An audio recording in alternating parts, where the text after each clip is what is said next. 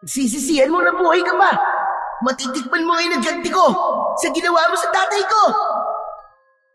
Hindi ka magtatagumpay. Isa ka lang batang walang silbi.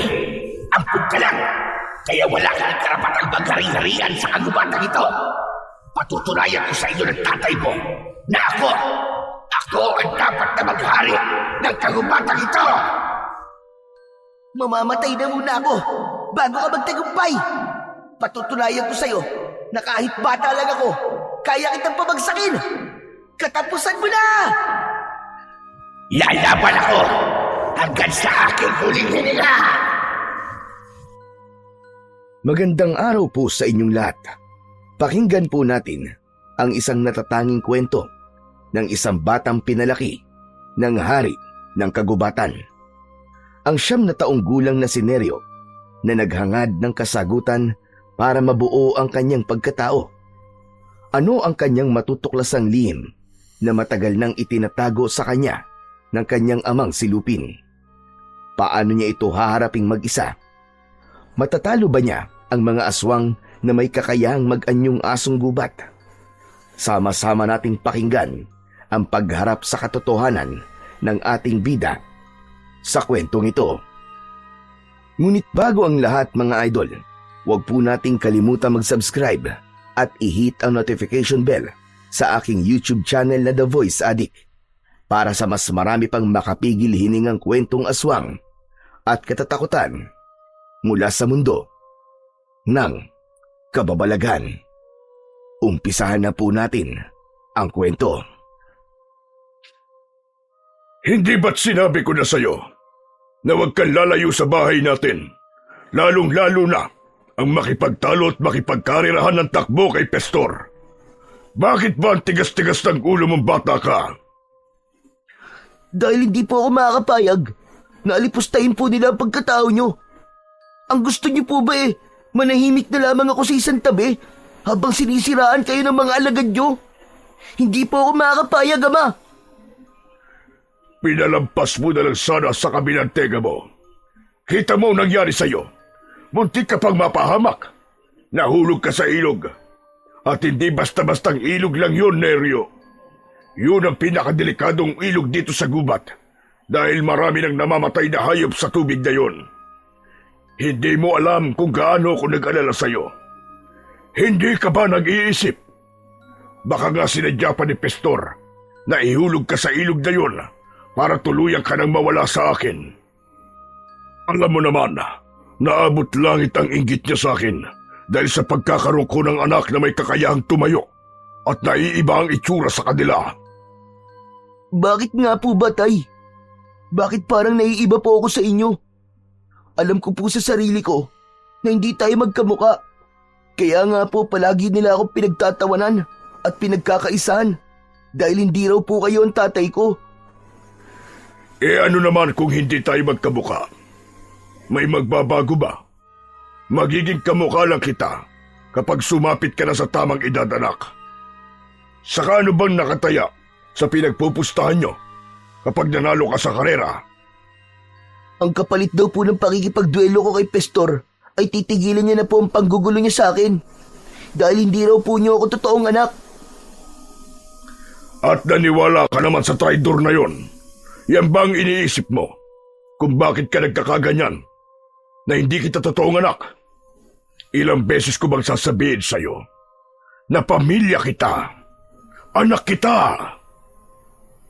Pero bakit hindi nga po tayo magkamuka? At ang mga kaibigan ko naman, kamukha nila ang kanilang mga magulang, pero bakit ako? Bakit ganito ang itsura ko, Ama? May buntot ka po at may 4 na paa. Iba rin po ang balat niyo sa akin. Samantalang ako, makinis, maitim, at iba ang mata ko kumpara sa inyo. Anak, kahit ano pa ang itsura mo, anak kita, at yun ang tatandaan mo. Lumaki ka sa piling ko, inalagaan at minahal. Huwag kang mag-isip ng ganyan sa akin. Kaya't sana, anak, huwag mong papansinin ang mga sinasabi nila sa'yo. Patunayan mo na anak kita. Wala naman silang ambag sa buhay natin. Ni minsan, Hindi sila tumulong sa pag-aalaga at pagpapakain sa'yo. Kaya sa akin ka lang makikinig, anak. Tay, pasensya na po. Hindi ko lang po talaga maiwasan ng hindi magtaka eh. Huwag ka na uling magdududa sa akin, anak. Baka nahuli lang talaga ang pagtubo ng buntot mo. O di kaya naman wala ka pa sa tamang edad. Sige na, kumain ka na, anak. Meron akong hinog na papaya sa lamesa natin. Huwag ka na munang lumayas ngayon, ha? Marami ang mababangis na halimaw ang lumalabas tuwing gabi. At maraming mga nilalang na magtataka sa buhay mo para maagaw ka nila sa akin. Balak ka nilang patayin. Sa isang malayong lugar, sa isang napakalawak na kagubatan na ipinagbabawal na pasukin ng mga tao, lalong-lalo na ng mga sasakyang nanggagaling pa sa ibang lugar. Ayon sa kwento, ang bundok ng Samat ay isa sa pinakadelikadong lugar na pupuntahan ng tao dahil sa mababangis na nilalang na namamalagi roon. Lalo pa at dito rin naganap ang isang malaking aksidente na kumitil ng maraming buhay ng pasahero na nakasakay sa isang bus. At ayon pa nga sa balita, ay isa lamang daw ang nakaligtas at nawala pa nga raw sa tamang pag-iisip. Kaya hanggang ngayon ay laman pa rin ng balita ang misteryosong nangyari sa kalsada. Magmula rin ng araw na yon ay ipinagbawal na ang pagpasok sa nasabing lugar, hanggang sa tuluyan na nga itong inabandona at nagtiis na lamang na sumakay sa tren sa kabilang riles. Walang sino man ang makakapaglarawan ng tunay na ganda ng lugar dahil nga ipinagbawal na sa mga tao ang puntahan ang gubat. Si Nerio ay isang batang lalaki na napadpad sa gubat na yon at pinalaki ng isang malaki at mabangis na leon. Pero dahil sa inggit ng mga asong gubat sa pagkakaroon ni Lupin ng isang anak na kakaiba sa lahat, palagi na itong tinutukso at sinusubukang patayin para mawala sa landas ng hari ng kagubatan. Naniniwala ang mga ito na si Nerio ang papalit sa posisyon ng kanyang ama bilang isang makapangyarihang nilalang sa buong kagubatan. At yun ang hindi matanggap-tanggap ng pinuno ng mga asong gubat na si Pestor.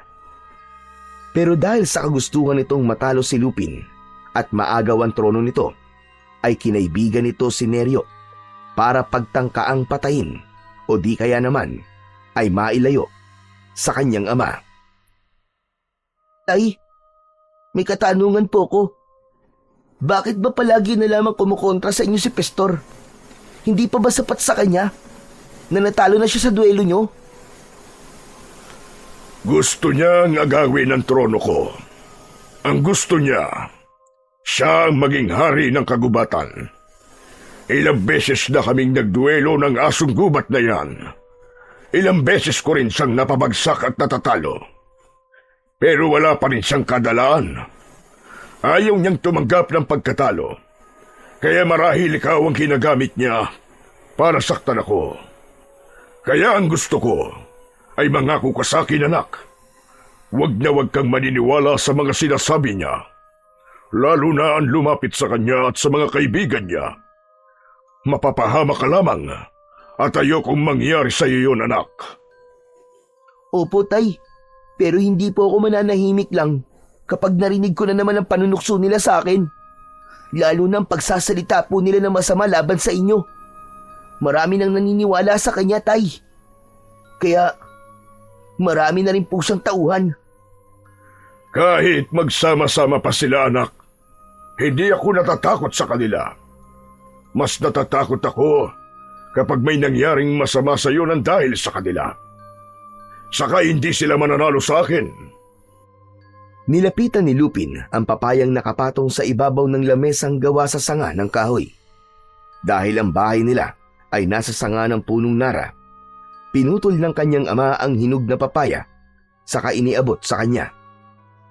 Masaya siya sa pagkakaroon ng amang katulad ni Lupin. Bukod sa mabait ay mapagmahal pang ama ito para sa kanya. Kaya nga hindi niya matanggap na maraming galit dito at gustong pabagsakin ang kanyang ama. Muli niyang pinagmasdan ang kanyang kuko kumpara sa kuko ng kanyang ama bago niya tinanggap ang pagkain. Pero hindi siya nagpapalata na nagkakaroon na siya ng katanungan sa kanyang isip. Ayaw niya nang mas lalong lumaki ang gulo.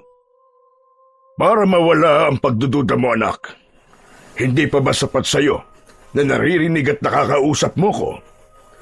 Ang mga nakatirang hayop sa kagubatang ito, hindi ba't naiintindihan mo rin silang lahat? Patunay lamang yun na isang pamilya tayo rito. Pasensya na po talaga, Tay. Hindi na po mauulit. Ayos na yon.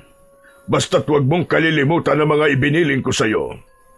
Saka huwag na huwag kang pupunta sa tabing kalsada, yung madalas mong puntahan ng mga kaibigan mo. Nakita mo naman na mayroong mga kakaibang bahay sa lugar na yon. Anak, sinasabi ko sa'yo, malulupit ang mga nilalang na nakatira doon. Kahit na anong mangyari, ay wag na wag mong hahayaang makita ka nila. Bakit ang dami pong bawal? Natutuwa lang naman po ako sa mga nagliliwanag nilang mga ilaw eh. Tayo po kasi walang ganun. Kung ano lang ang meron tayo, anak, yun lamang din ang pagditiisan natin. Ibang nilalang ang nasa gilid ng kalsada at hindi natin sila mga kauri. Magtatanong pa sana si Neryo sa kanyang ama, subalit iniwan na siya nito. Mabilis itong tumalon pababa ng kanilang bahay. Nahabol na lamang niya ito ng tingin habang kinakagat niya ang isang hiwa ng papaya na nasa kamay niya. Nang mabusog siya sa kanyang mga kinain, ay nahiga na muna siya sa kanyang higaan. Habang nakatingin sa bubong ng kanilang bahay, nagawa naman sa dahon ng anahaw. Nakaipit ito sa sanga ng nara. Hindi niya maiwasan ang hindi magtaka sa ikinikilos ng kanyang ama. Sa tuwing nagtatanong siya sa kanyang ama, ay palagi na lamang itong umiiwas. Lalo na kapag ang pinag-uusapan ay patungkol sa edad niya. Kung ilan lang daw ang guhit na parang bakod sa katawan ng puno, ay yun lang din ang bilang ng kanyang edad. Bigla niyang nahawakan ang nunal niya sa leeg. Ginagawa niya yon kapag nalilito siya sa mga nangyayari sa kanyang paligid. Maya-maya pa ay nakarinig siya ng isang kaluskos mula sa ibaba ng punong kinatatayuan niya. Kaya't dahan-dahan siyang sumilip sa ibaba. Nagulat siya nang makita ang nakangising si Pastor. Palagi nitong ginagawa ang patagong pagpunta sa bahay nila.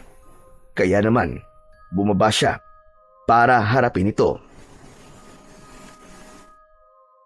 Napagalitan ka na naman, ano? Dahil nabalitaan ni Lupin na natalo ka sa duelo natin. Hindi mo ako natalo. Dinaya mo ako, Pastor. Traidor ka. Ang lakas ng loob mo magpakita sa akin. Saka anong ginagawa mo rito? Dinadamayan ka. Hindi ka ba masaya na may kaibigan kang handang dumamay sa iyo? Napagalitan ako ng dahil sa'yo. Isa pa, hindi kita kaibigan.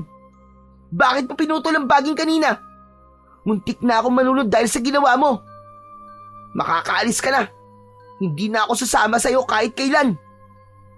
Kung ganon, hindi ka interesadong malaman kung sino ang mga kamukha mo. Hindi na rin ako maniniwala sa mga sinasabi mo. Kahit sabihin ko sa'yong may mga nilalang akong nakita na kaawig mo. Andun sila sa tabing kalsada. Yung bahay na maraming mga ilaw. Pwede ba? Tigilan mo na ako. Kung may plano ka na naman para ilayo ko sa ama ko, pues hindi ka magtatagumpay, Pastor. Makakaalis ka na. Nag-aaksaya ka lamang ng oras mo dito. Magsasalita pa sana si Pastor nang bigla itong bumagsak sa lupa. Malayo ang tinalsikan nito, ilang dipaan layo kay Neryo. Pareha silang nagulat ni Pastor sa biglang pagdating ni Lupin, ang hari ng kagubatan. Nakita niya ang nakatayo niyang ama sa likod nito. Galit na galit itong humakbang papalapit sa nakahigang si Pastor. Layuan mo ang anak ko kung ayaw mo mamatay sa mga kamay ko. Anak, isa kang hangal. Nakikita mo ba ang itsura niya kumpara sa itsura mo? Patutunayan ko na hindi siya nararapat sa lugar na ito. Kamalasan lamang ang dala ng batang yana. Bata?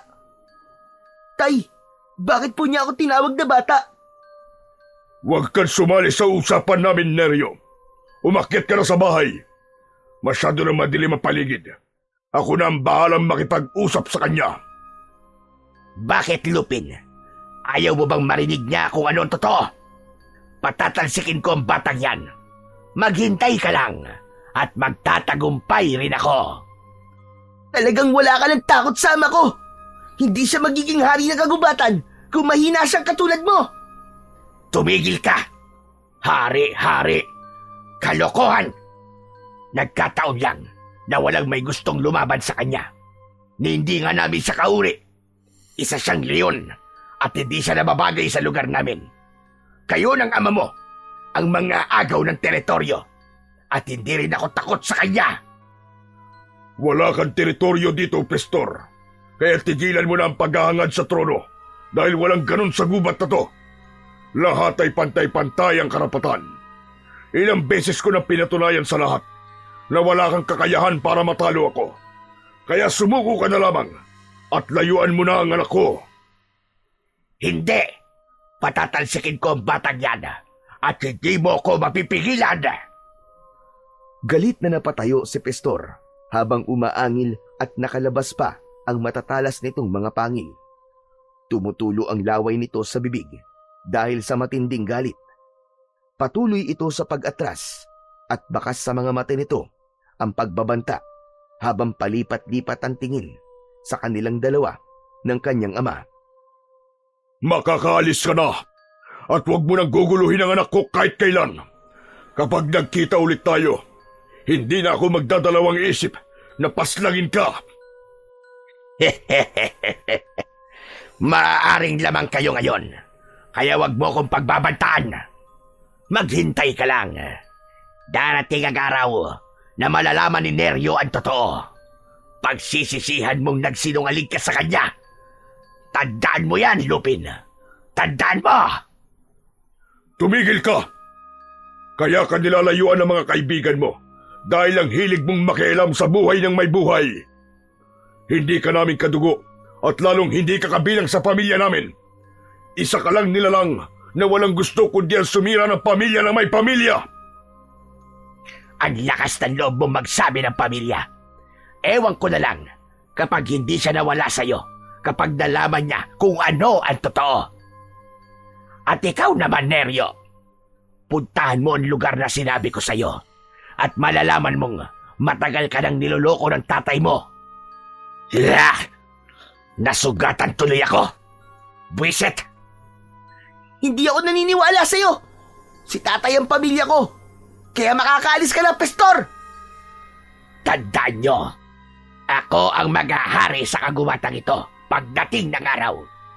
Kapag napunta na sa kamay ko ang mutya ng buhay na bato, kayong dalawa mismo ng anak mo ang ililigpit ko o itatapon sa lugar na walang makakapagbigay ng tulong sa inyo.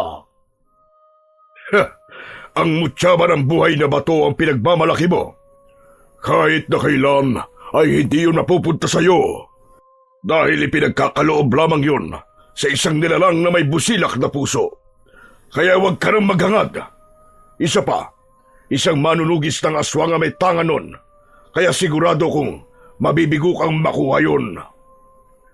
At sinong karapat-dapat na magkaroon ng mutya ng buhay na bato? Si Neryo ba? Ha! Nagpapatawa ka ba? Isa siyang tao. Imposibleng makita niya ang mutya ng buhay na bato. Patutunayan ko na ako ang magtataglay ng lakas ng mutya. Kakainin mo ang lahat ng mga sinabi mo ngayon. Walang silbing hari! Yun lang ang sinabi ni Pastor at mabilis na itong umalis sa harapan ni Lupin at Neryo. Nagkatinginan ang mag-ama bago umakyat sa puno na hindi naman kataasan. Walang gustong magsalita o magtanong ng tungkol sa mga sinabi ni Pastor, habang si Neryo ay abala sa pag-iisip ng mga bagay na unti-unti nang gumugulo sa kanyang isipan. Matagal na niyang nararamdamang kakaiba siya. Ayaw niya lang saktan ang damdamin ng kanyang ama. Maraming natutunan si Neryo sa kanyang ama, maging sa kanyang mga kaibigan. Alam niya kung paano siya makipag-usap sa mga ito. Maging ang paggamit sa iba't ibang klasing sandata ay natutunan na rin niya mula sa kanyang ama. Sinanay siya nito para matuto siya kung paano niyang ipagtanggol ang kanyang sarili. Pakiramdam niya ay parang may kulang pa rin kahit na ibinigay na sa kanya lahat ng kanyang ama. Parang may hinahanap pa rin siya na kasagutan na magbibigay sa kanya ng linaw kung bakit naiiba siya sa mga ito. Habang nakahiga na siya at katabi ang kanyang ama, ay hindi mawala-wala sa isip niya ang mga sinasabi ni Pastor tungkol sa kanya. Kahit nakapatong ang kanyang braso sa kanyang mga mata, ay hindi siya dalawin ng antok. Hindi mawala sa isip niya ang mga bahay sa tabing kalsada. Matagal na siyang nakatingin sa lugar na yon, pero kahit kailan ay hindi niya nakikita ang mga itsura ng nilalang na nakatira doon. Maingat siyang bumangon habang inaaninaw kung natutulog na nga ba ang kanyang ama. Mabilis ang tibok ng kanyang puso dahil sa naiisip niyang gawin. Sa pangalawang pagkakataon ay muli niyang susuwayin ang kanyang ama. Halos patingkayad siyang naglakad sa paanan nito. Huwag lang siyang lumika ng ingay. Paglabas niya ng kanilang bahay sa itaas ng puno ng nara, ay muli niyang sinulyapan ang kanyang ama na payapa pa ring natutulog sa sanga ng puno. Patawarin niyo po ako, Tay. Pero gagawin ko po ito para sa ikatatahimik po ng kalooban ko. Saka ako na lamang po haharapin ang galit niyo. Sana'y maintindihan niyo po ako. Kailangan kong malaman kung ano ba talaga ang nilalang na nakatira sa bahay sa gilid ng kalsada. Sa kanya nilisan ang lugar na yon. Tumakbo siya na parang isang leon. Halos hindi lumapat ang kanyang paa at kamay sa lupa sa bilis ng takbo niya papunta sa gilid ng kalsada sa paanan ng bundok. Ilang oras din ang kailangan niyang takbuin para marating ang lugar na yon. Ang mga baging na nakasabit sa puno ay mabilis niyang nilambitinan, makatawid lang sa kabilang puno. Yun ang isa sa kakayahan ng mga unggoy na napag-aralan niya ng gayahin. Pagkalipas ng 1.5 oras na pagtakbo, sa wakas ay narating na niya ang gilid ng kalsada. Maraming ilaw, maliwanag ang paligid na parang masayang tumira roon. May mga nakatayong poste sa bawat gilid ng kalsada. Tahimik ang labas ng bahay, kaya matyaga pa siyang naghintay sa lugar na yon. Nagbabaka sakali siyang may makitang mga nilalang na sinasabi ni Pastor na kahawig niya. Kaya ilang saglit pa ay nanlaki ang kanyang mga mata. Nakita niya ang isang lalaki na katulad ng kanyang itsura. Napatingin siya sa kanyang palad habang sinisipat ang kanyang daliri sa kamay. Saka muling titingin sa nilalang na nagtatago rin sa likod ng bahay. Ang kanyang mga kamay, katulad din sa akin. Saka wala siyang buntot. Totoo ang sinasabi ni Pastor. Pero bakit? Bakit sinasabi ni Tatay na wag ako magpakita sa kanila? Matagal na nagtago si Neryo sa makapal na halamang gubat. Kitang-kita niya ang nilalang na nakatayo sa likod bahay na gawa sa kawayan at kugon. Pero nagulat siya sa sumunod na nangyari. Nagbago ang anyo ng lalaki. Humaba ang bibig nito. Ganon din ang tenga nito. Tumubo ang buntot at balahibo ng nilalang. Napaatras siya sa kanyang pinagtataguan dahil biglang kumislap ang mapupula nitong mga mata sa refleksyon ng liwanag ng buwan. Hindi! Hindi siya ordinaryong nilalang! Isa siyang asong gubat na kalahi ni Pastor! Kung ganun, talagang anak kaya ako ni Tatay at balang araw ay magiging isa rin akong ganyan. Punong-puno ng pagkalito ang isip ni Neryo ng mga sandaling yun. Patuloy siya sa paghakbang ng paatras. Lalo pa at hindi isa, kundi 5 nilalang ang mabilis na nagpalit ng anyo sa likod ng bahay ng mga kubong nakatayo sa gilid ng kalsada. Bumundol ang kaba sa kanyang dibdib nang sa pag-alulong ng mga ito ay sabay-sabay na napatingin ang mga asong gubat sa gawin niya. Nanlalaki ang kanyang mga mata nang dahil sa gulat. Naku, lagot! Nakita na nila ako! Paano kaya nilang nalaman na nandito ako? Wala nang inaksayang oras pa si Neryo. Mabilis siyang tumakbo papalayo sa lugar na yon. Naramdaman niya ang pagsunod ng mga ito sa kanya, kaya mas lalo niyang binilisan ang kanyang pagtakbo. Pero huli na, dahil nagawa na ng mga itong harangan ang kanyang daraanan. Ang 5 asong gubat na may mapupulang mga mata ay nakangising humahakbang papalapit sa kanya. Tumutulo ang mga laway nito habang ikinakaskas ang unahang paa sa lupa. Saka inilabas ang malasangan nitong dila. Sino kayo? Anong kailangan niyo sa akin? Hindi niyo ba alam na anak ako ng hari ng kagubatan? Tila hindi naiintindihan ng mga asong gubat ang sinasabi ni Neryo dahil wala siyang kaalam-alam na iba ang lingwaheng lumalabas sa kanyang bibig. Kaya naman, imbis na matakot, ay sabay-sabay pa ang mga ito sa pag-atake sa kanya. Nagawa niya kagad na makatalon sa baging bago pa man siya abutan ng mga ito. Maigpit siyang humawak sa taling baging at nagpalipat-lipat sa mga puno. Nagpaikot-ikot siya sa pagsabit sa baging, sabay sipa niya sa mga mukha ng asong gubat na hindi makalapit sa kanya dahil sa kanyang bilis. Napangiti siya nang maramdaman niya sa kanyang sarili na kaya niyang labanan ang mga nilalang. Ano? Kala nyo wala pala kayong binatbat eh. Lumaban kayo. Magpasalamat kayo dahil wala akong dalang sandata. Dahil kung hindi lang sipa ang matitikman nyo sa akin, kundi gigilitan ko talaga mga leeg nyo gamit ang talim ng aking punyal.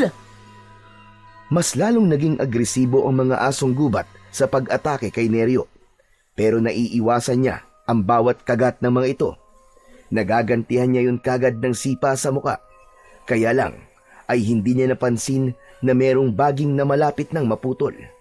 Saktong paglipat niya sa baging na yun ay naputol na kagad yun at bumagsak siya sa lupa. Naramdaman niya ang pagtama ng ugat ng puno sa kanyang likod. Halos mamilipit siya sa sobrang sakit. Kaagad siyang nilapitan ng mga asong gubat at pinagtulungan siyang kagatin ng mga ito.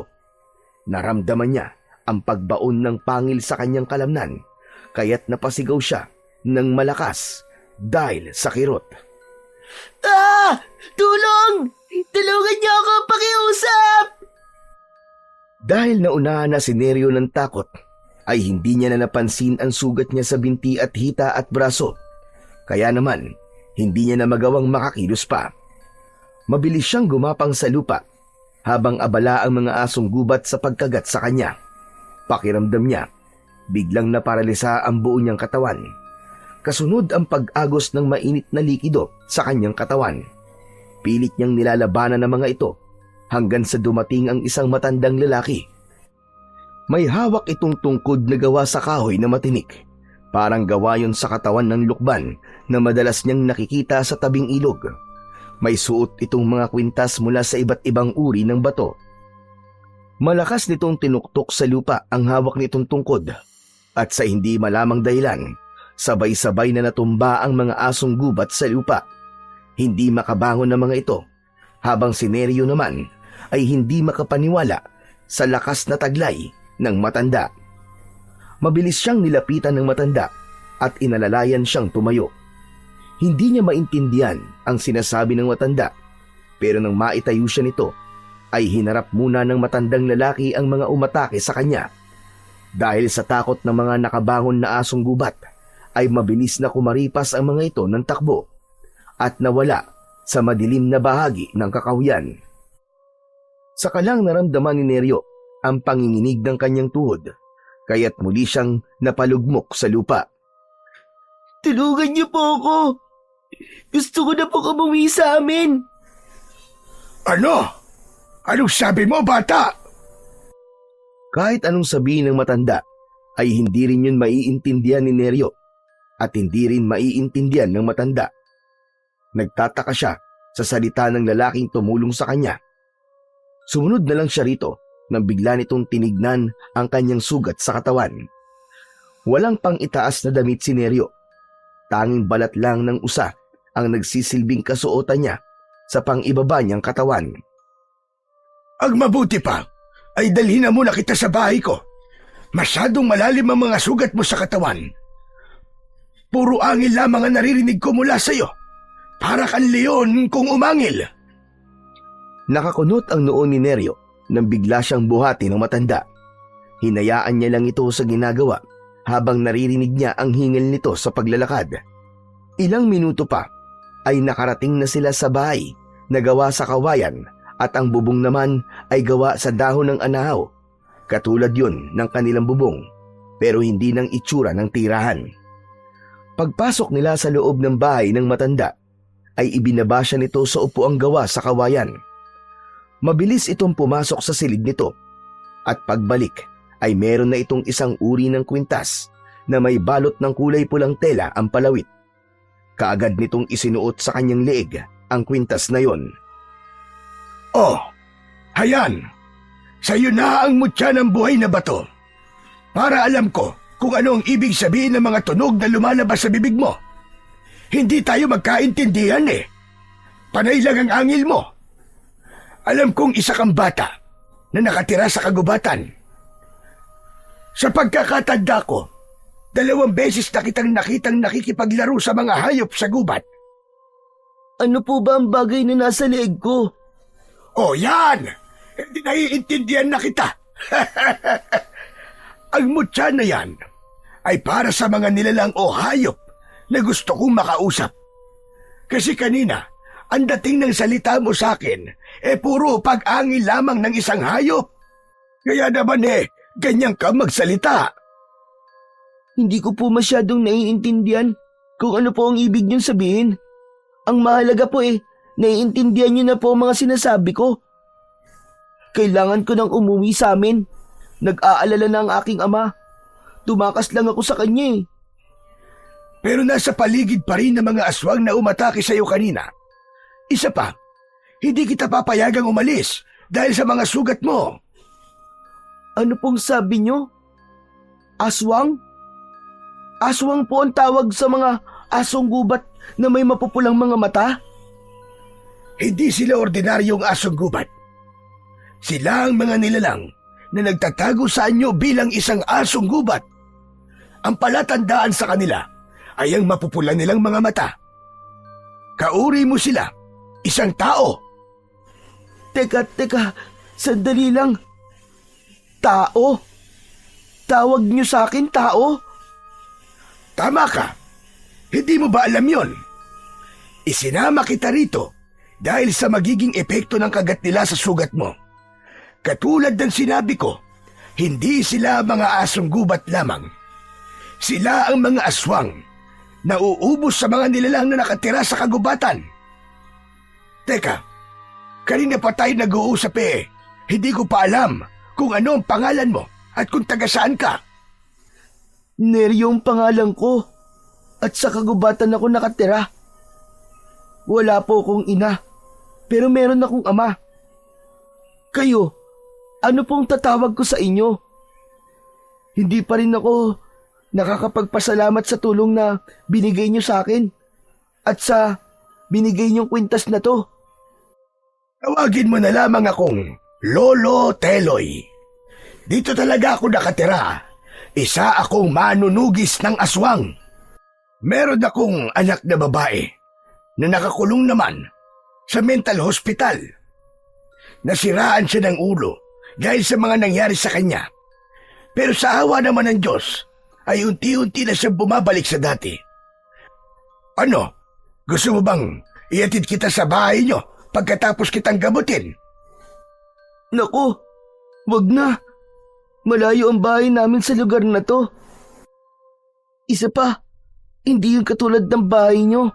Ang bahay namin, puno ng narayon, tapos may sahig kami na bilog na kahoy. Mahihirapan lang kayo. Sa katunayan nga, ako lamang ang may gawa nun Kakaibang bahay naman pala ang bahay nyo. Ilang taon ka na ba? Sabi po ni tatay, ako ay 9 na taong gulang. Ibabalik ko na po ang mutyang to. Nabanggit po kasi ni tatay ang tungkol sa mutyang to. At may busilak na puso lang daw po ang karapat dapat na magtaglay nito. Kaya nga sa'yo ko yung ibinibigay eh. Alam kong busilak ang puso mo. Ang totoo niyan, sinadya ko talagang ibigayan sa'yo. Isang mutyayan ng batong buhay na kayang pumatay sa mga aswang na umatake sa'yo kanina. Ewan ko ba kung bakit magaan ang loob ko sa'yo. Kahit nung una pa lang kitang nakita habang nakikipaglaban sa mga aso gubat. Hindi ba't nabanggit ko naman sa'yo na pangalawang beses na itong pagkikita natin? Saka, ang epekto ng mutya na yan ay para mas lalo tayo magkaintindihan.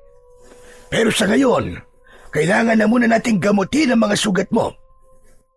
Maraming salamat, Lolo Teloy. Medyo mainit na nga po ang pakiramdam ko at masakit po ang mga sugat ko sa katawan. O sige na, maiga ka na muna dyan. Epekto yan ang kagat nila at may laso niyan. Isa pa, medyo madilim pa sa labas at nawala na rin ang liwanag ng sikat ng buwan. Kaya mas makabubuti kung hihintayin mong lumiwanag ang paligid bago ka umuwi sa inyo. Inihatid ni Lolo Teloy si Neryo sa kwarto nito. Habang papalapit siya sa higaan, ay palakas ng palakas ang panginginig ng kanyang katawan. Hindi niya mapigilan ang pagtulo ng kanyang laway. Ganon din ang pagtirik ng kanyang mga mata. Kaya nagawa niyang makahiga ng mabilis sa katre na gawa sa kawayan. Ganon din ang pagmamadali ng matanda sa pagbubukas ng lumang aparador nito. Meron itong kinuha sa loob at dahil nanlalabo na ang kanyang paningin dahil sa sakit ng kanyang sugat, pinakiramdaman na lamang niya ang gamot na lumapat sa kanyang sugat. Maya-maya lang ay nawala na ang sakit ng sugat niya, pero ang pumalit naman ay ang pamimigat ng talukap ng kanyang mga mata. Bago siya hinila ng antok, ay naalala pa niya ang kanyang ama. Tiyak na nag-aalala na ito sa kanya kapag napansin nitong wala siya sa tabi nito. Pero kahit na anong gawing pagpupumilit niya na bumangon, ay tuluyan na nga siyang nakatulog. Tirik ang araw nang magising siya sa kwarto ng matanda. Dahan-dahan niyang inilinga ang kanyang paningin sa paligid ng kanyang silid. Bagya na lamang din ang nararamdaman niyang sakit sa kanyang sugat sa kanyang katawan. Nakatulong ang kulay puting tela na benda sa mga tama ng kagat sa kanyang katawan. Maya-maya pa ay narinig niya ang mahihinang yabag ng paa ng matanda. May dala itong mainit na sabaw na nakalagay sa mangkok na nakapatong sa malapad na tabla ng kahoy. Bigla siyang nakaramdam ng gutom. Kahit na ngayon lamang siya nakakita ng ganong klaseng pagkain. Madalas na kinakain niya ay prutas. Magkakasunod na paglunok ng laway at pagkalam ng kanyang sikmura ang narinig ng matanda mula kay Neryo. Sige na iyo, kumain ka na muna nang makabawi ka ng lakas. Masyadong mataas ang lagdat mo kagabi, kaya alam kong mahina pa rin ang katawan mo ngayon. Ipinagluto na lamang muna kita ng sinabawang baboy na may papaya. Bago ka umuwi, ay kailangan mong magpalakas. Hindi ko po alam kung paano kainin to, Lolo Teloy eh. Napansin ni Neryo ang pagkunot ng noo ni Lolo Teloy. Baka sa mukha nito ang pagtataka sa sinabing yun ng bata. Sinabayan naman niya yun ng pagbangon niya sa katre at hindi inaalis ang paningin sa mangkok na dala ng matanda. Maya-maya pa ay inilapag na yon sa lamesang gawa sa kawayan. Teka. Ang ibig mo bang sabihin ay hindi ka pa nakakatikim ng pagkain ito? Isang uri lang ito ng inumin na kayang magbigay ng lakas sa iyong katawan. Mangyaring palaging bunga lamang po ng mga puno ang natitikman ko. Yun po ang pagkain ko. Ito pong umuusok na sabaw. Talagang ngayon lamang po ako nakakita ng ganito. O sige. Naiintindihan ko na. Susubuan na lamang kita ng makakain ka na. Mas masarap kainin ito kapag mainit ang sabaw. Hindi na nga napigilan ni Neryo ang matanda nang dumampot ito ng kutsara sa mangkok nito. Sinubuan siya nito at nang malasahan niya ang mainit na likido sa kanyang lalamunan na may konting asim, ay biglang nanlaki ang kanyang mga mata. Hindi maitago sa kanyang muka ang saya nang matikman ang pagkain. Masarap yun at kakaiba ang lasa. Pero mabilis ding nawala ang ngiti niya sa labi nang maalala ang kanyang ama. Marami siyang itatanong dito, ngayong alam na niya kung ano ang tawag sa kanya. Halos pamawisan siya nang maubos niya ang pagkaing ibinigay sa kanya ng matanda. Sandali lamang siya nagpahinga. Pagkatapos ay inabutan na siya ng matanda ng isang uri ng kasuotan na ibang-iba sa suot niyang damit. Oh, heto. Magsuot ka na muna ng pang-itaas na damit nang hindi sumakit ang sikmura mo. Salamat po. Pero hindi ko po matatanggap yan, Lolo Teloy. Ayoko po malaman ng aking ama na nagpunta po ako sa lugar na to. Maigpit niya po akong pinagbabawalang makisalamuha sa mga tao. Sige po, aalis na po ako. Baka kagabi pa po ako hinahanap ng aking ama eh. O sige, ikaw ang bahala. Ito na lamang ang dalin mo. Isa itong uri ng tungkod na gawa sa kahoy ng lukban. Magagamit mo ito laban sa mga masasamang elemento na makakasalubong mo sa daan. O sige na, huwag mo na itong tanggihan. Sana ay hindi pa ito ang huli nating pagkikita. Sana nga po.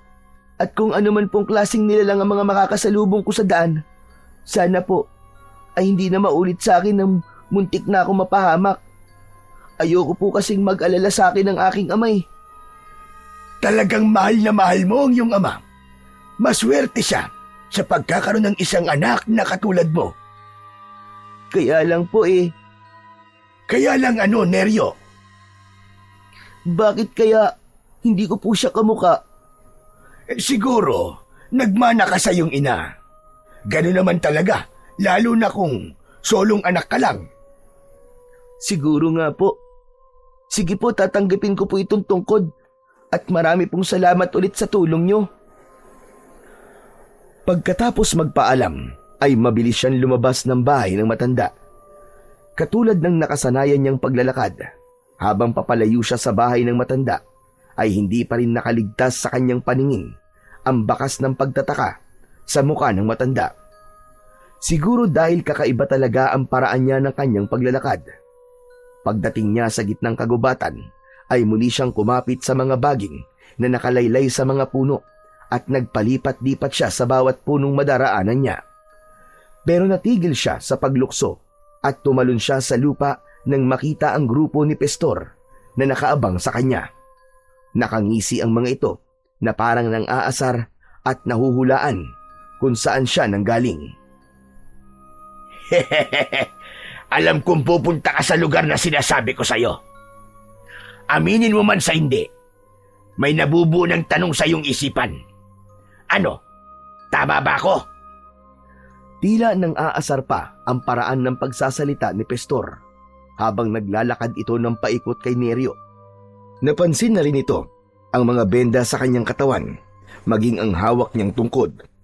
Pero mas natigilan ito sa suot niyang kwintas. Bakas sa mga mata ng asong gubat na si Pestor ang inggit. Hindi mo na maitatanggi kung saan ka nanggaling. Kaya lang, mukhang huli na ang dating mo. Napabagsak ko na ang iyong ama. Wala na siya. Tiyempong-tiyempong pag-alis mo kagabi. Malaya namin na isagawa ang mga binabalak naming gawin sa kanya. Biglang nanlamig ang buong katawan ni Neryo sa sinabing yon ni Pestor. Alam niyang hindi ito nagbibiro. Maigpit na hinawakan niya ang kanyang tungkod at hinarap ang asong gubat, kasama ang mga alagad nito na nakangising umaangil pa sa kanya. Hindi rin maitatago ang hindi pagkakagusto ng mga ito sa pananatili niya sa teritoryo ng kanyang ama. Mga hayop kayo!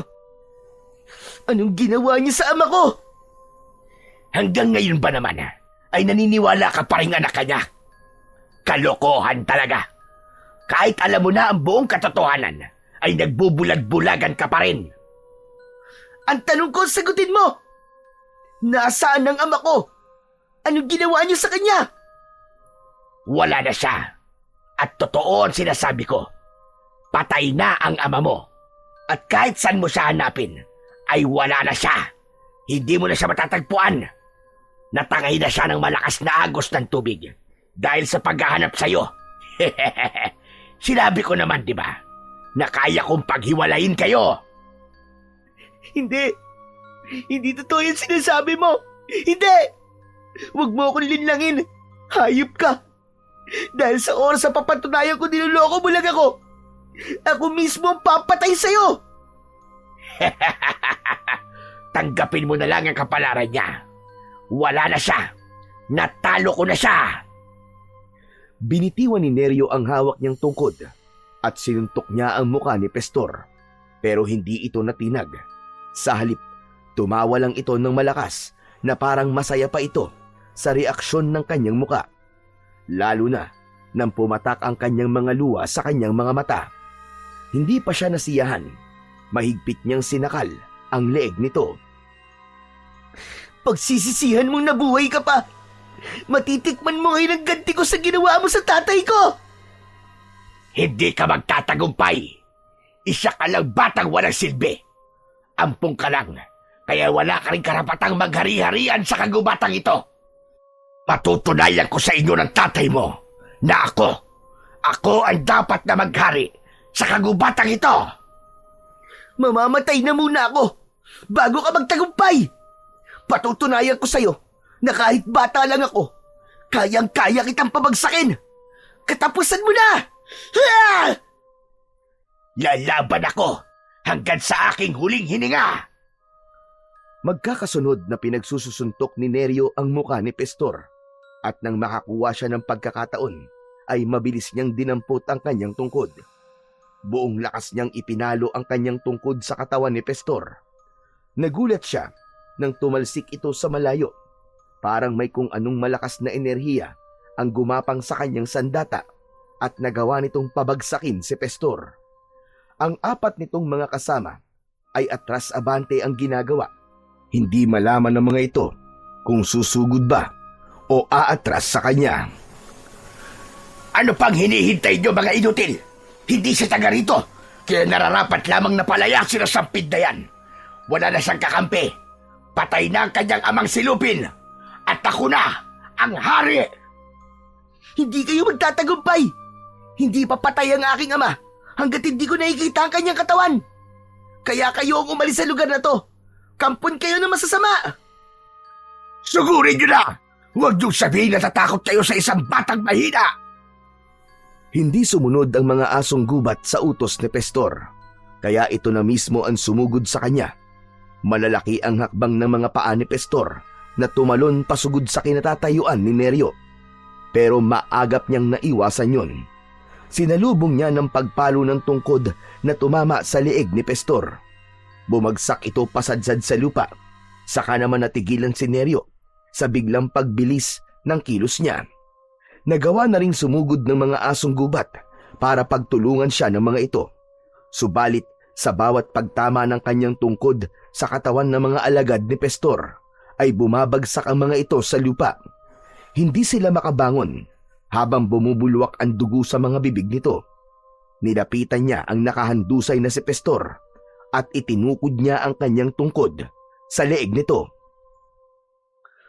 Kaya wag mong mamaliitin ang kakayahan ng isang batang katulad ko. Baka nakakalimutan mo, isa akong anak ng hari ng kagubatan. Hanggang ngayon niloloko mo pa rin ang sarili mo. Tumigil ka! Nasaan ang tatay ko? Sumagot ka! Puntahan mo sa ilog. Doon ko siya itinapon pagkatapos ko siyang kagatin sa batok. Kaya patay na siya sa sugat at pagkalunod. Parang pinagbagsakan ng langit at lupa si Neryo sa kanyang narinig mula kay Pestor. Kaya mabilis siyang tumakbo at iniwan ang mga kalaban habang nakahandusay ang mga ito sa lupa. Habang tinatahak naman niya ang daan papunta sa ilog, ay panay din ang tulo ng kanyang mga luha. Hindi maaari! Tay! Patawarin niyo po ako! Hindi ko po sinasadyang takasan kayo! Hindi ko po sinasadya! Una niyang pinuntahan ang kanilang tirahan dahil umaasa pa rin siyang niloloko lamang siya ni Pestor. Subalit wala roon ang kanyang ama. Kaya halos mabingi siya sa tibok ng kanyang puso dahil sa pag-aalala. Hindi niya maipaliwanag ang takot at galit para sa kanyang sarili. Kung hindi siya umalis ng gabing yon, hindi siguro napahamak ang kanyang ama. Sunod niyang pinuntahan ang ilog. Pagdating niya, ay halos malula siya sa taas nun. Gusto niyang isipin na makikita pa niya ang kanyang ama na buhay. Ngunit sa lakas ng ragasan ng tubig, imposibleng makaligtas pa ito. Tay! Tay, nasan ka? Patawarin niyo po ako. Nagkamali ako. Hindi ko po sinasadyang iwan kayo, Tay. Tay! Tay, nasan ka? Tay! Umalingaw-ngaw ang boses ni Neryo habang nakatayo sa gilid ng ilog. Tila nakikisimpat siya ang panahon sa kanyang pagdadalamhati dahil kumulog at kumidlat. Kasabay ng pagdilim ng kalangitan at pagbuhos ng malakas na ulan. Dumilim rin ang paligid kasabay ng malalakas na sigaw ng pag-iyak ni Neryo. Tay, nandito na po ako! Nasaan ka? Magpakita ka, Tay! Tay! Nanghihinang napaluhod sa lupa si Neryo, habang ang tilamsik ng putik sa kanyang nabasang katawan ay ginapangan na ng lamig ng hangin. Kumirot ang kanyang sugat dahil sa nabasa na ng ulan ang telang nakatali sa kanyang sugat. Nanginginig ang kanyang buong katawan habang yakap ang tungkod. Wala siyang tigil sa pag-iyak at pagtawag sa pangalan ng kanyang ama. Sobra siyang nagsisisi sa kanyang ginawa. Pakiramdam niya, mag-isa na lamang siya sa mundo. Pagkatapos ng sakit na kanyang nararamdaman sa pagkawala ng kanyang ama, ay napalitan naman yon ng galit para kay Pestor. Pagbabayaran ni Pestor ang ginawa niyang ito sa inyo, Tay. Lahat ng may kinalaman sa pagkawala niyo, mananagot silang lahat sa akin. Tumayo si Neryo at tumingala sa langit habang malakas na sumisigaw. Kaya kitang-kita niya ang pagguhit ng kidlat sa kanyang tungkod at sa suot niyang mutya ng batong buhay. Lumiwanag ang kanyang paningin dahil sa pagtulay ng malakas na enerhiya sa kanyang buong katawan. Nanuot yun hanggang sa kahuli-hulihang piraso ng kanyang ugat. Bigla siyang nanghina, kaya't napalugmok siya sa lupa. Ipinagpatuloy niya ang kanyang pagluha. Nanatili siya sa ganong posisyon habang dahan-dahang humiga sa putik. Tumatama ang patak ng ulan sa kanyang muka habang naririnig pa rin niya ang malakas na pagkulog at pagkidlat. Hindi na niya namalayan ng oras. Medyo madilim na nang siya ay bumangon. Pinagmasdan ni Neryo ang hawak niyang tungkod, pati na ang suot niyang kwintas. Hindi siya maaaring magkamali. Nakita niyang nagkaroon ng kulay pulang liwanag ang suot niyang kwintas. Maging ang kanyang tungkod. Isang bagay na sobra niyang pinagtatakahan. Hindi pa rin tumigil ang ulan, pero hindi maitatanggi ang biglang paglakas ng kanyang pandinig, pangamoy at pakiramdam sa paligid. Alam niyang may mga nilalang na nakatayo sa kanyang likuran. Nagbago rin ang simoy ng hangin. Amoy na nabubulok na laman ng hayop. Pamilyar yun sa kanya at alam niya, ito na ang aswang na tinutukoy ng matanda. Dahan-dahan siyang humarap sa mga ito. Tila dito niya gustong ibaling ang galit niya. Kung ayaw niyo pang mamatay, makakaalis na kayo. Pero kung gusto na ninyong tikman ang galit ko, lumapit kayo at hindi ko kayo uurungan. Mahigpit na hinawakan ni Neryo ang tungkod at itinutok yun sa mga nakatayong asong gubat. Tila hindi nito alam kung ano ang nasa katawan niya, kaya imbis na umatras ay pasugod ang mga ito na umatake sa kanya. Sinabayan niya yon ng kanyang pag-ikot sa ere at saktong pagharap niya ay tinamaan ng mga ito sa katawan. Halos lumipad ang mga ito sa lakas ng epekto ng kanyang sandata. Kasunod, ang pagliwanag ng kanyang suot na mutya. Biglang nagtaklob ang mga ito ng mga mata. Tila nasisilaw ang mga asong gubat sa lakas ng liwanag. Sinamantala niya ang pagkakataon, mabilis niyang nilapitan ang mga ito at pinagpapapalo niya ng kanyang tungkod. Sa pagbaon ng tinik ng kanyang sandata sa katawan ng mga ito, bumulwak ang dugo sa sugat at nagkikikisay ang mga katawan na pilit na ibinabaon ang kanilang mga ulo sa lupa. Hindi makontrol ng mga ito ang sariling katawan. Kasunod ang pagkasunog na parang papel kahit na may presensya ng tubig at ulan. Wala, anong klaseng tungkod ba to? Maging ang suot kong mutya. Paano naging ganito ang epekto nito sa katawan nila? Muling sinulyapan ni Neryo ang mga kalaban. Nilapitan niya ito habang gumagapang sa lupa papalayo sa kanya. May sugat na ito sa katawan. Akma na sanang papaluin niya ito ng kanyang sandata nang biglang nagbago ang anyo nito. Naging isang tao na walang suot na damit. Mas lalo nitong hinabol ang hininga nang mawala na ang pagkaaswang nito. Kaya lang, sa muling pagliwanag ng suot niyang mutya ay nasunog na rin ito habang ang mapupulang mga mata ay naging kulay itim. Nagulat na lamang siya sa biglang pagsalita ng pamilyar na boses sa kanyang likuran. Neryo, anak, ikaw ba yan? Paano mo silang napatay? Tay! Tay! Hindi ka po patay! Hindi ko po alam, Tay. Dahil po yun sa sandata ko. Hindi napigilan ni Neryo ang kanyang sarili. Mabilis siyang tumakbo sa kinatatayuan ng kanyang ama. Mahigpit niya itong niyakap sa bewang. Akala ko po, iniwan niyo na po talaga ako. Kanina ko pa po kayo hinahanap. Ano po nangyari sa inyo? Nakausap ko po si Pastor. Ang sabi niya, patay na raw po kayo. Nakaligtas lang ako, anak. Patraidor silang umatake. Mabuti na lamang talaga. At nakakapit ako sa puno at naisip kita. Kaya sinikap kong mabuhay. Saan ka ba nagpunta?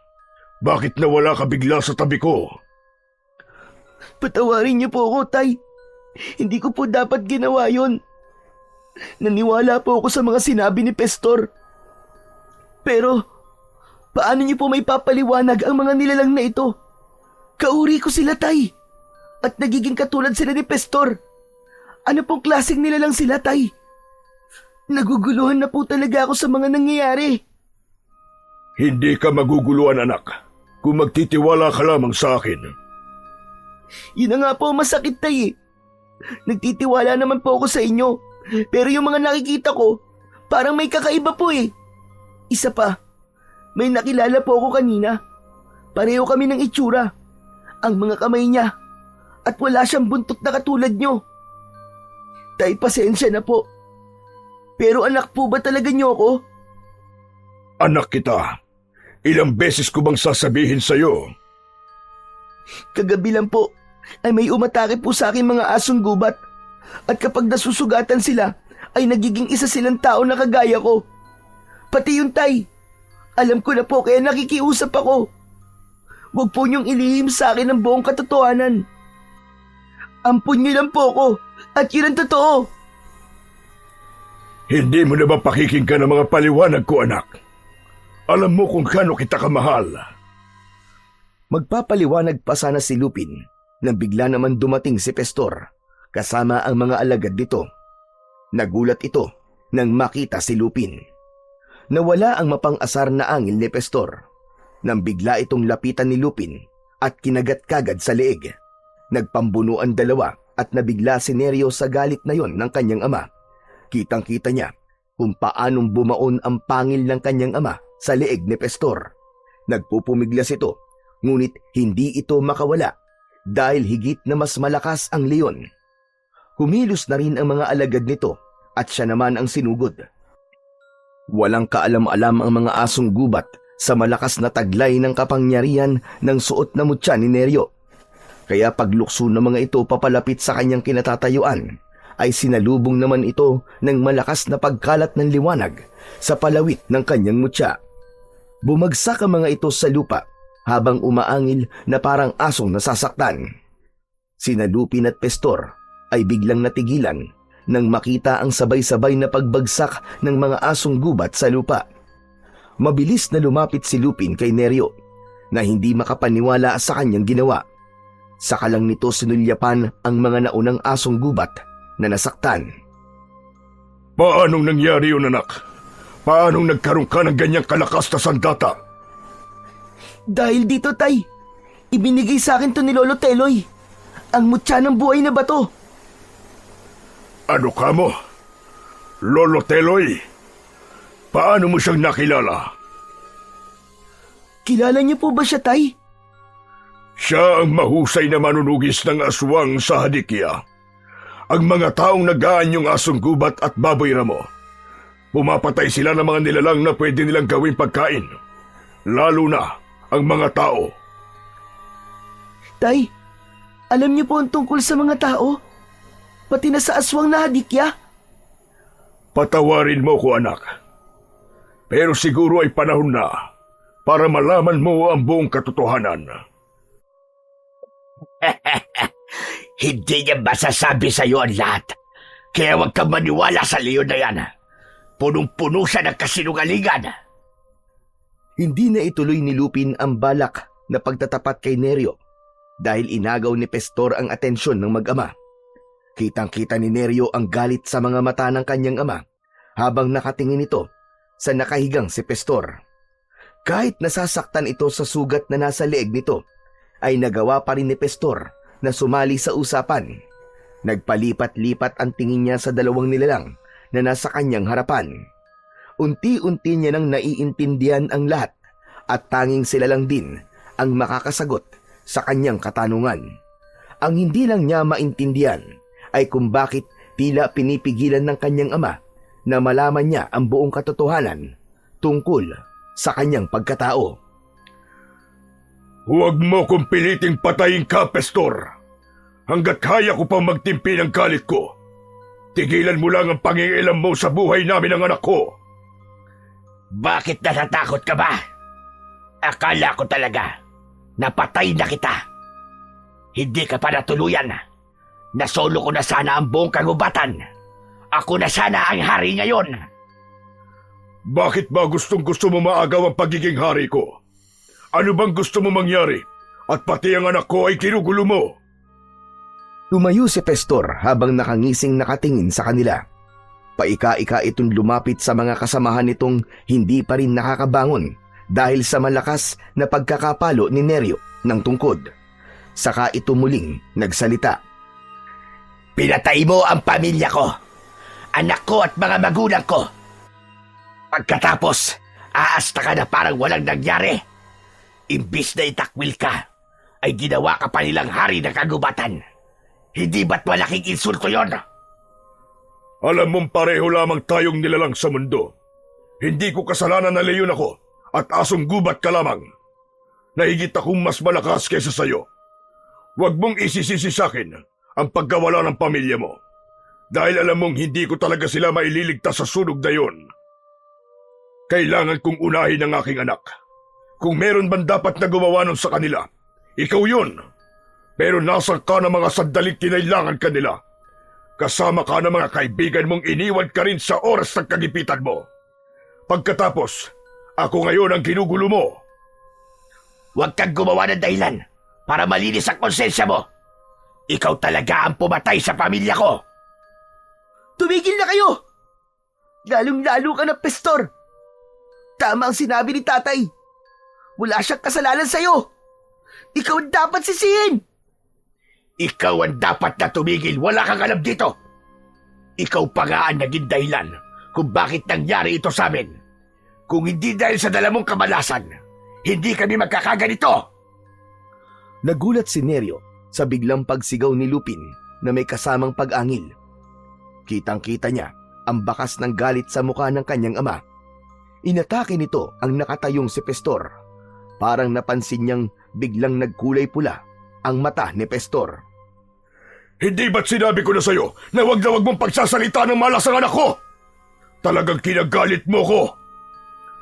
Nang mapansin ni Pestor ang pamumula sa mga mata ni Lupin, pati na ang pagtaas ng balahibo nito sa katawan, ay kumaripas na kagad ito ng takbo papalayo sa kanyang ama.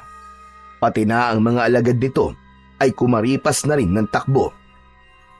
Hinabol ang mga ito ng kanyang ama, kaya naman sumunod si Neryo sa kanyang ama. Kailangan niyang pigilan ang kanyang ama sa gagawin nitong pagpatay kay Pestor. Ay, wag! Tama na! Huwag niyong gawin yan! Huwag kayong papatay! Kasalanan sa kalikasan yan! Tila wala siyang panama sa bilis ng takbo ng mga ito at bigla itong nawala sa kakawyan. Kahit saan siya luminga, ay tuluyan nang nawala sa kanyang paningin ang mga ito. Maging ang tunog ng yabag ng mga paa ng kanyang ama. Alam niya na kapag naabutan ng kanyang ama si Pestor, ay malalagay sa panganib ang buhay nito, nahahantong sa pagpatay rito. Kaya kahit masasakit ang kanyang katawan, ay pinilit niyang humabol sa pagtakbo sa mga ito. Halos hindi na lumapat ang kanyang paa sa lupa.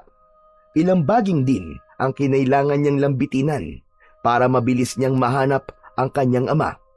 Pero nabigo siya. Ilang minuto ang lumipas ay hindi niya nakita ang bakas ng paa ng kanyang ama. Hanggang sa pagsapit niya sa gitnang kagubatan, tumigil siya sa pagtakbo. Para siyang nabibingi sa katahimikan. Maya-maya pa ay nakaramdam siya ng pag-iinit sa suot niyang mutya. Hindi pa man siya halos nakakalingon sa kanyang likuran, ay tumama na sa kanyang muka ang malakas na kamao mula sa isang lalaki. Kita niya na wala itong damit pang itaas, kaya pagbagsak niya sa lupa ay muntik niya nang mabitiwan ang kanyang tungkod. Sino ka? Bakit bigla mo na lamang akong inatake? Napaawang ang bibig at nanlalaki ang mga mata ni Neryo nang makita ang lalaki. Nakangisi itong tumutulo ang laway na parang wala sa tamang pag-iisip. Napansin din niyang mapupula ang mga mata nito. Kailan ba matatapos ito? Itinukod ni Neryo ang kanyang tungkod sa lupa para makatayo siya. Kasabay ng pagliwanag ng suot niyang mutya, iwinasiwas niya ang kanyang sandata sa hangin. Kitang-kita niyang napaatras ang nilalang, ngunit sa paghakbang nito ay nagsipaglitawan pa ang mga kasama nito na nagtatago sa likod ng mga puno. Sunod ang magkakasabay na pagsugod ng mga ito papalapit sa kanyang kinatatayuan. Ipinalo niya ang tungkod sa unang nilalang na sumugod sa kanya. Tinamaan ito sa leeg at halos mapasadsad itong bumagsak sa lupa. Maya-maya pa ay biglang nagkagulo ang mga aswang nang makita ang pagdating ng isang matandang lalaki. Yun ay walang iba kundi si Lolo Teloy. Bigla itong umatake sa mga aswang na hadikya. Kaya nagulat na lamang siya nang biglang magpalit ng anyo ang 5 lalaki. Naging isang asong gubat ang mga ito na may mapupulang mga mata. Kilos na! Mga aswang sila! Ikaw talaga ang punteriya nila! Bilisan mo! Opo, Lolo Teloy! Patakbong sumugod si Neryo sa mga kalaban.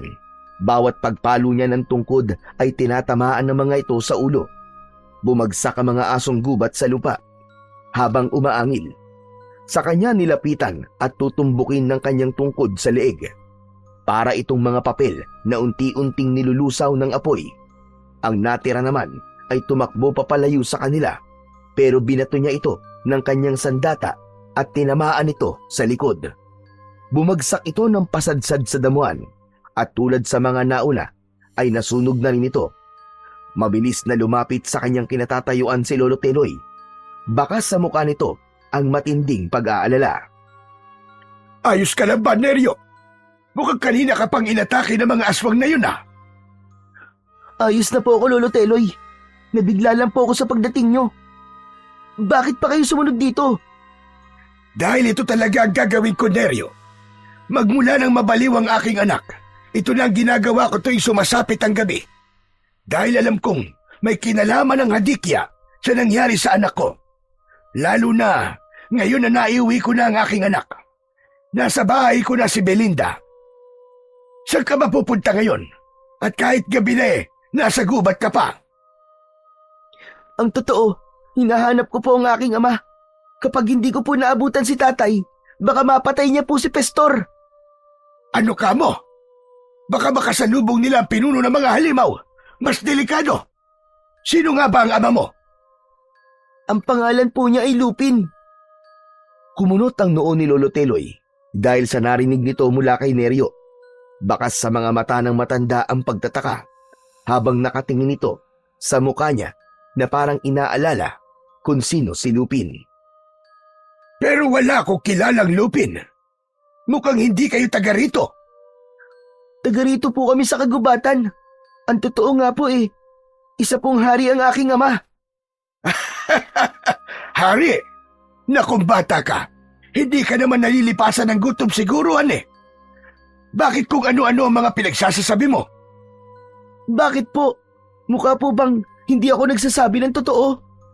Ay nako, tara na nga. Ang mabuti pa ihahatid na lamang kita sa bahay nyo nang makilala ko na rin ang ama mong si Lupin. Baka matulungan niya akong puksain ang mga aswang na yan. Marami na silang napapatay, kabilang ang manugang kong lalaki. Mabuti na lamang talaga at gumaling na ang aking anak sa sakit niya. Nagpatiuna na sa paglalakad si Lolo Teloy. Sabay dampot naman ni Neryo ng kanyang tungkod sa binagsakan lupa ng asong gubat na binato niya kanina. Habang ang kanyang dibdib ay para ng binabayo ng maso dahil sa pag-aalala sa kanyang ama. Hindi siya mapakali sa kanyang paglalakad, kaya naman hindi na siya nakatiis. Lolo Teloy, kailangan ko pa pong hanapin ang ama ko. Nag-aalala na po talaga ako sa kanya. O sige, sasamahan kita. Tutulungan kitang hanapin siya. Pero kailangan ko munang dumaan sa bahay. Akma na sanang ihaakbang ni Neryo ang kanyang mga paa nang bigla niyang narinig ang boses ng kanyang ama. Narinig din niya ang kaluskos at pag-angil ng mga asong gubat na parang may pinag-aagawan. Nanggaling yun sa madilim na bahagi ng kakahuyan. Lolo! Sa gawi pong yun! Doon ko po naririnig ang kanilang mga angil! Angil!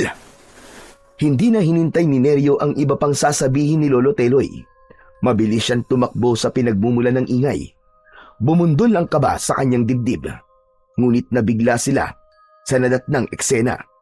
10 mga asong gubat ang nakita nilang pinagtutulungan ang kanyang ama. Sugatan na ito at maraming dugo sa katawan. Tila pinagsakluban ng langit at lupa si Neryo nang makitang hindi na halos nakakagalaw ang kanyang ama dahil sa mga pangil na bumaon sa katawan nito. Wala na siyang inaksayang pagkakataon. Mabilis siyang sumugod sa mga asong gubat at isa-isa niyang pinaghahampas ang mga ito ng kanyang tungkod. Bawat palo ay bumabagsak ang mga ito sa lupa habang umaangil na parang nasasaktan. Hindi niya tinigilan ang mga ito hanggat hindi nasusunog ang mga katawan. Sa kanya hinila ang kanyang ama papalayo sa mga nakahandusay na asong gubat. Tay! Tay, ano nangyari? Si Pestor, nasa panganib rin siya. Bigla kaming inatake ng mga taong nag-aanyong asong gubat. Mga aswang sila, anak. Tay, isasandal ko po muna kayo sa puno ng kahoy. Tatay? Tinawag mo siya tatay? Paano nangyari yon? Isa siyang leon. Lolo Teloy, siya po ang aking ama. Siya po si Lupin, ang hari ng kagubatan. Pero, tumabi na po muna kay Lolo Teloy. Hindi po ako makakapayag na hindi nila pagbayaran ng ginawa nila sa ama ko. Mabilis na nilapitan ni Neryo ang mga nakahandusay na asong gubat sa lupa. Hindi pa man nakakatayo ang mga ito, ay galit na pinagpapapalo niya ang mga ito sa katawan. Magkakasunod na hampas ang kanyang ginawa. Bigla rin na tumulong si Lolo Teloy sa kanya at sa husay nito sa pakikipaglaban, ay mabilis din itong napatumba ang mga aso. Habang si Neryo naman ay panayang sulyap sa kinaroroonan ng kanyang ama dahil sa pag-aalala niya rito. Lalo pa at kitang-kita niya ang pagbulwak ng dugo sa mga sugat nito. Mga halimaw kayo! Ito na ang katapusan yung lahat! Ha! Parang tumigil ang oras sa biglang pag-ikot ni Neryo sa ere, hawak ang kanyang tungkod. Kitang-kita ang pagkalat ng kulay pulang liwanag sa paligid ng kagubatan.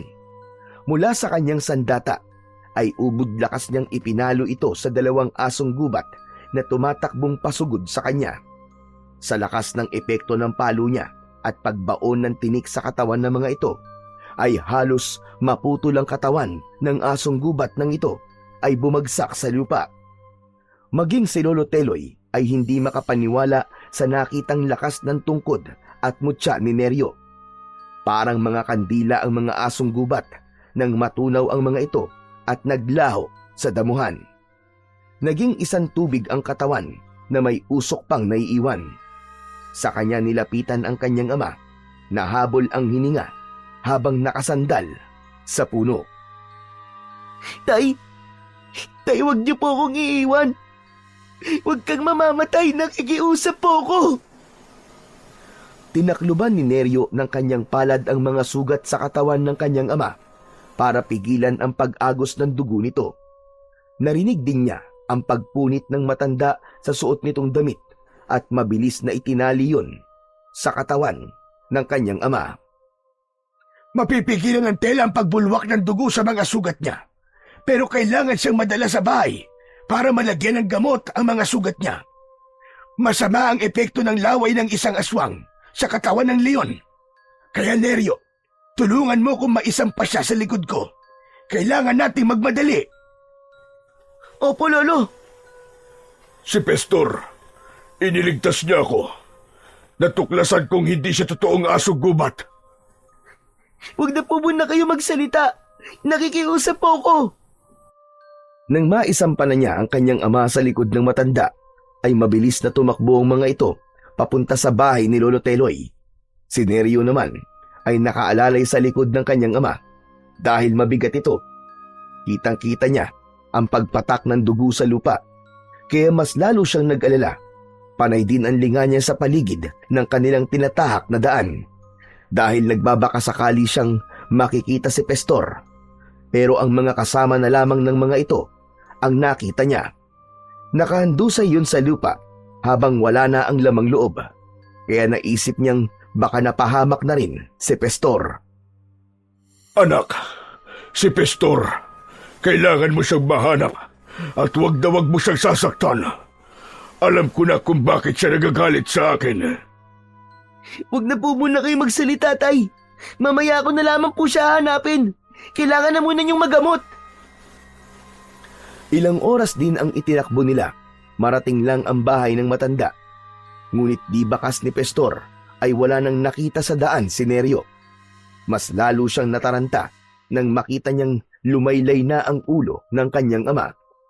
Diretso ang pagpasok nila sa loob ng bahay ni Lolo Teloy habang may pagmamadaling inihiga ng matanda si Lupin sa katre. Halos kumalat sa sahig ang mga kagamitan ng matanda sa paghahanap ng igagamot sa kanyang ama. Kita niya ang paglapit ng babae sa kanila habang nakaawang ang bibig ng babae. Kung hindi siya nagkakamali, ito ang anak ng matanda na si Belinda. Mabilis na tumakbo ang babae palabas ng bahay nang makita nito ang dugo sa katawan ng kanyang ama. Nawalan lang ng malay ang tatay mo. Hawakan mo ang kagamitan ko sandali para madali ko malapatan ang pangunang luna sa mga sugat niya sa katawan. Iba talaga ang epekto ng laway ng aswang. Lolo Teloy, sabihin niyo po, mabubuhay pa po ba ang tatay ko? Hindi lang ako sigurado. Dahil sa nakikita ko, matanda na siya. Matanda na siyang leon. Mahina na ang panlaban niya sa lason. Si Aling Belinda po ba ang babaeng nakita ko kanina? Kailangan niyo po siya sundan. Mukhang natakot po siya sa dugo. Oo, Neryo, tama ka. Takot nga siya sa dugo dahil sa nangyari sa kanyang asawa. Naaksidente sila ni Romel nang gabing pumunta sila sa baryong ito. Siya lang ang nakaligtas at halos lahat ng sakay ng bus ay namatay at natagpuang nawawala ang lamang loob ng mga pasahero. Hanggang sa ngayon, hindi pa alam ng mga pulis ang totoong nangyari dahil hinihintay nilang matauhan ang aking anak. Hindi ko rin masabi sa kanya na pati ang katawan ng kanyang asawa ay hanggang ngayon hindi pa rin natatagpuan. Kung ganun po maaaring buhay pa po ang asawa ni Aling Belinda, ganun po ba? Imposible, Neryo. Makaligtas man siya sa aksidente, pero sa kagat ng aswang, imposible. Nang matapos na sa paglilinis ng sugat si Lolo Teloy, ay saka naman pumasok sa loob ng silid ang babaeng anak nito. Nagulat siya sa malakas nitong pagsigaw habang umiiyak na nakatingin sa kanya. Nanginginig ang mga kamay nito na akma na siyang yayakapin. Nakaawang lang ang bibig nito na parabang nakakita ng multo. Kaya lang, humakbang siyang papalayo sa babae dahil bigla siyang kinabahan. Si Lolo Teloy naman ay nagtataka na rin sa ikinikilos ng anak. Anak! Diyos ko, anak ko! Buhay ang anak ko! Belinda, anak, anong pinagsasasabi mo? Siya ang anak ko, Itay. Siya si Santino, ang anak ko. Nagkakamali po kayo. Hindi po ako ang anak nyo. Hindi ko po kayo kilala. Lolo Teloy, hindi pa po yata magaling si Aling Belinda. May sakit pa rin po siya. Wala na. Wala na akong sakit. Malinaw sa akin ang sinasabi ko. Ikaw ang nawawala akong anak. Hindi mo ba nararamdaman ang lukso ng dugo? Salamat sa Diyos. Salamat sa Diyos at buhay ka, anak. Huwag niyo po akong yakapin, sandali lang. Iba po ang tatay ko. At hindi niyo po siya kamukha. Hindi po kita ina. Matagal na pong patay ang nanay ko. Hindi, anak. Hindi. Anak kita, maniwala ka. Alam ko yon. Nararamdaman ko ikaw ang anak ko. Bitiwan mo si Neryo, Belinda. Wala kang ebidensya na magpapatunay na siya nga ang anak mo. Anak ko siya, Tay. Patunay ang nunal niya sa leeg. Hindi ako maaaring magkamali.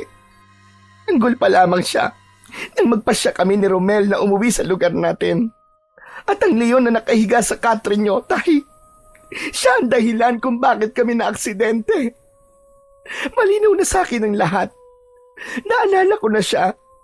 Naalala ko na siya ang dahilan kung bakit bigla kami bumangga sa malaking bato. May kaaway ang leon na yan at biglang tumakbo sa kalsada. Tandang-tanda ko, Tay. Ang batang ito, siya ang anak ko. Siya si Santino. Bitiwan niyo po ako. Hindi po ako naniniwala sa inyo. Si tatay, siya lamang po makakapagpatunay na walang katotohanan ng mga pinagsasasabi niyo.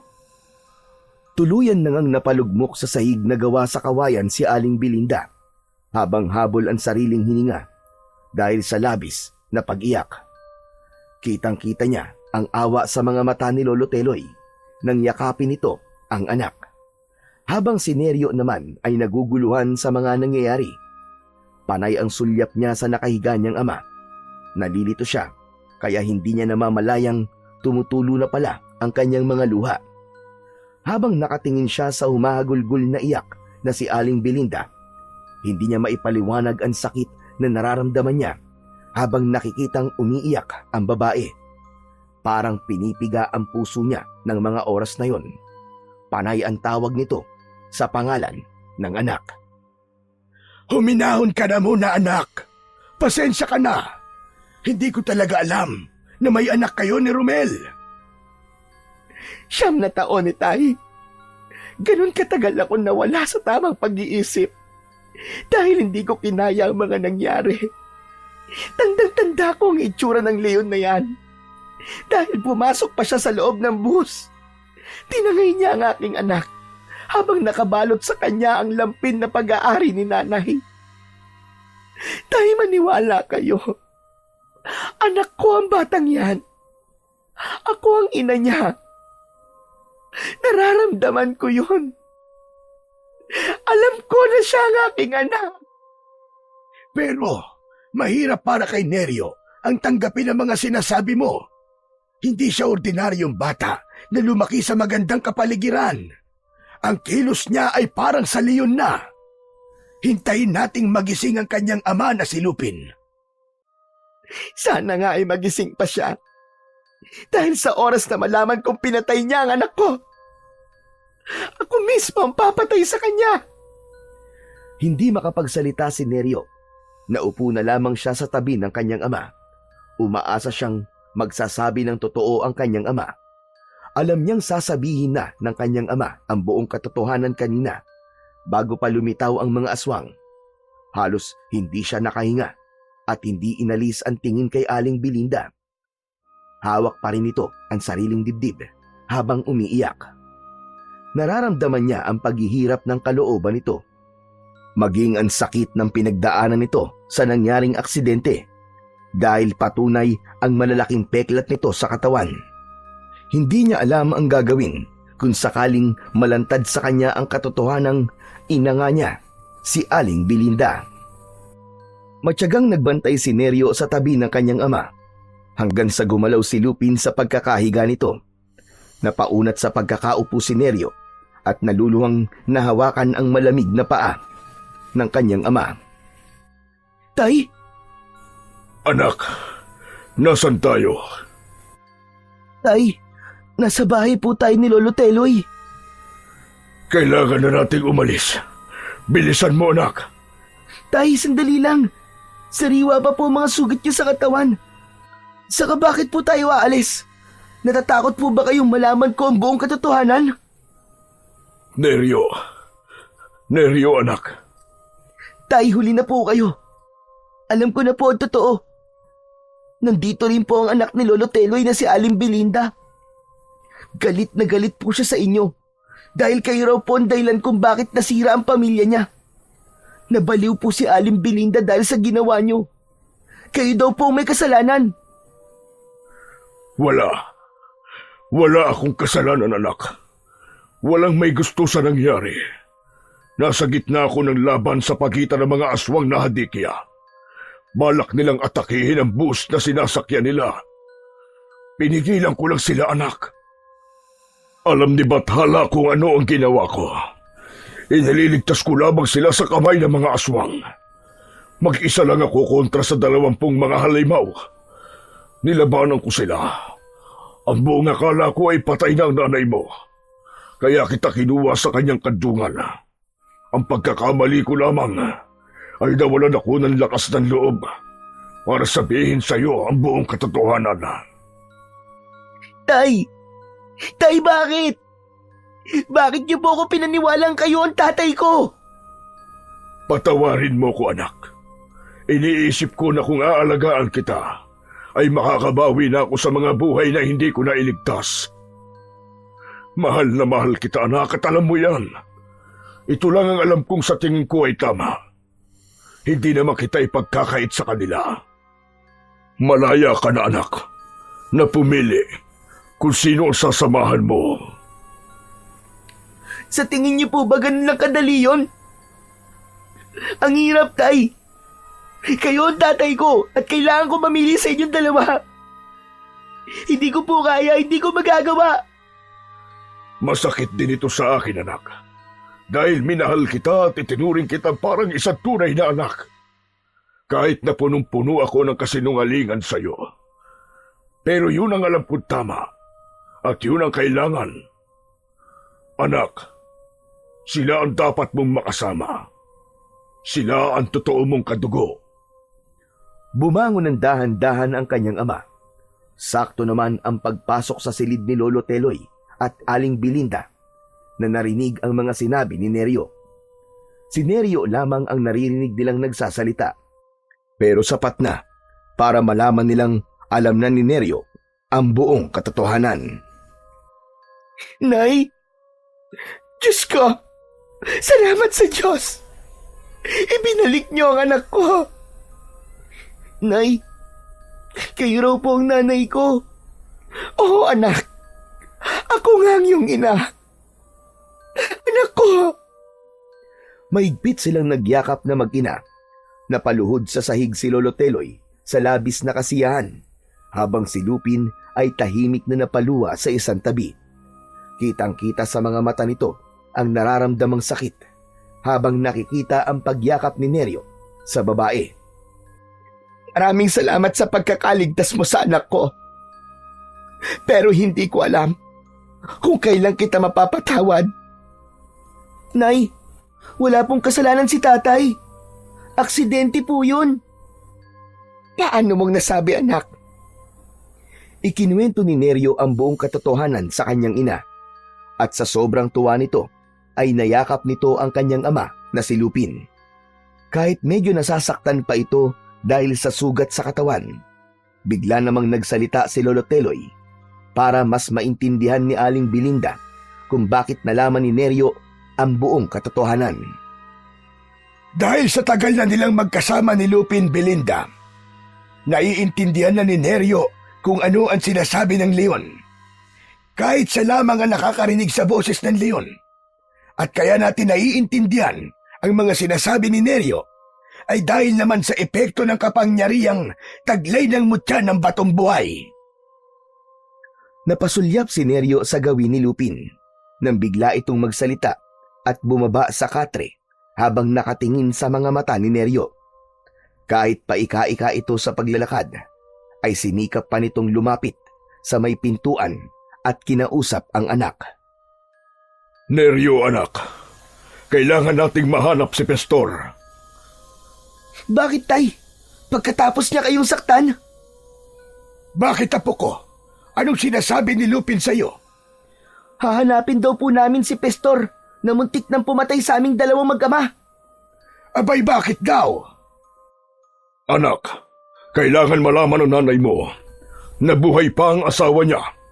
Ang totoo mong tatay, anak. Buhay si Romel. Ano po? Buhay ang ama ko? Anong sabi mo? Buhay si Romel? Opo, Nay. Pero, nasan po si tatay? Siya ay walang iba, kundi si... Hindi na natapos ni Lupin ang mga sasabihin nito kay Neryo nang biglang bumukas ang pinto ng balkonahe ng bahay ng matanda at iniluwa ang sugatang si Pestor. Mabilis na nilapitan ni Neryo ang asong gubat habang nakahandusay ito sa sahig. Para sana ay paluin ng hawak niyang tungkod. Subalit nagulat sila nang makita ang pagbabagong anyo ng asong gubat. Isang lalaking walang suot na damit ang tumambad sa kanilang paningin. Yakap-yakap nito ang sariling katawan habang may malalim na sugat sa braso at sa likod. Nalaman kong isang aswang si Pestor. Nakaligtas siya sa aksidente. Bigla siyang nagpalit ng anyo nang tumama ang kanyang ulo sa bato. Nawala ang kanyang alaala mula ng aksidenteng yun. At nang matauhan siya, ay iniligtas niya ako laban sa mga aswang na hadikya. Muli siyang naging asong gubat nang magpahabol siya sa mga aswang na hadikya. Napataklob ng palad sa bibig si Aling Belinda nang makilala nito ang asawa.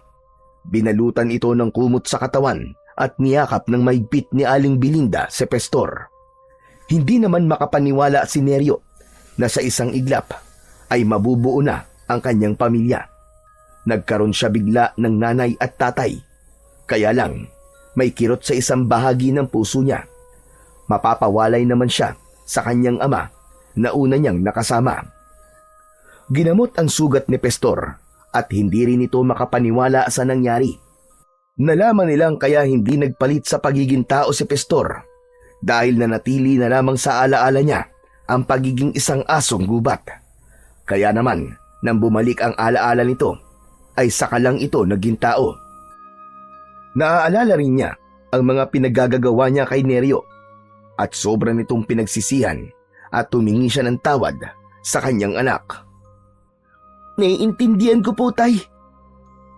Kayo po ang ama ko.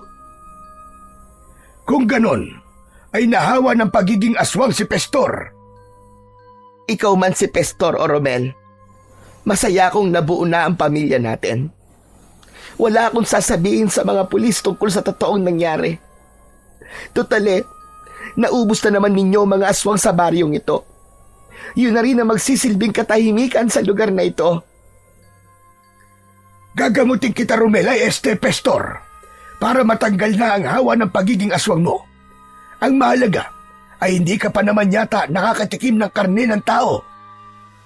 Hindi po, dahil hindi hinayaan ng Diyos na makapanakit ako ng tao at masaktan ang anak ko. Kinabukasan ay magkasamang inihatid ng mag-anak si Lupin papunta sa gitnang kagubatan. Malungkot itong nagpaalam. Mahigpit na niyakap ni Neryo ang kanyang ama sa katawan nito. Para na siyang nauupos na kandila dahil sa sakit na nararamdaman.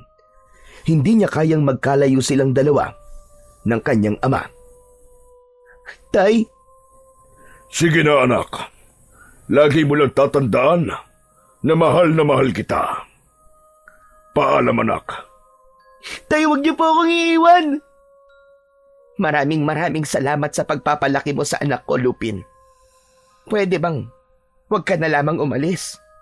Isang pamilya na tayo. Anak, sabihin mo sa iyong ina na ako ang magpapasalamat sa kanya dahil pinatawad niya ako. Tay, hindi ko po kayang mapawalay kayo sa akin. Pero matatakot ang mga tao sa akin, anak.